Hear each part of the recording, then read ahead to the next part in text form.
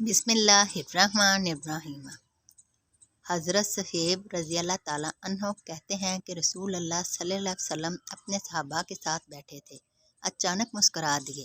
آپ صلی اللہ علیہ وسلم نے فرمایا، کیا تم پوچھو گے نہیں کہ میں کیوں مسکرایا؟ صحابہ نے کہا، اے اللہ کے رسول، آپ کس وجہ سے مسکرائے؟ آپ صلی اللہ علیہ وسلم نے فرمایا، میں مومن کے معاملے سے خوش ہوا۔ اس کا سارا معاملہ بلائی ہے۔ اس کی پسندیدہ چیز اسے مل جائے تو اللہ کا شکر کرتا ہے، اور یہ اس کے لیے بہتر ہے۔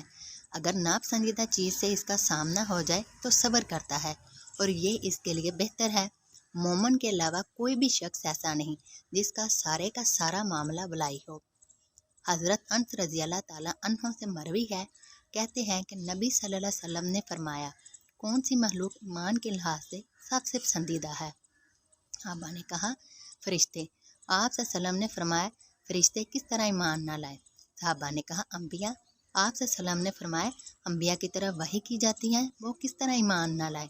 صحابہ نے کہا، صحابہ۔ آپ صلی اللہ علیہ وسلم نے فرمایا، صحابیہ انبیاء کے ساتھ ہوتے ہیں تو وہ کس طرح ایمان نہ لائیں؟ لیکن ایمان کے لحاظ سے سب سے پسندیدہ لوگ وہ ہیں جو تمہارے بعد آئیں گے، تو وہی کو کتاب کی صورت میں دیکھے گا، اس پر ایمان لائیں گے اور اس کی پیروی کریں گے۔ یہ اللہ کے ہاں ایمان کے لحاظ سے لوگوں میں یا مخلوق میں سب سے پسندیدہ ہے۔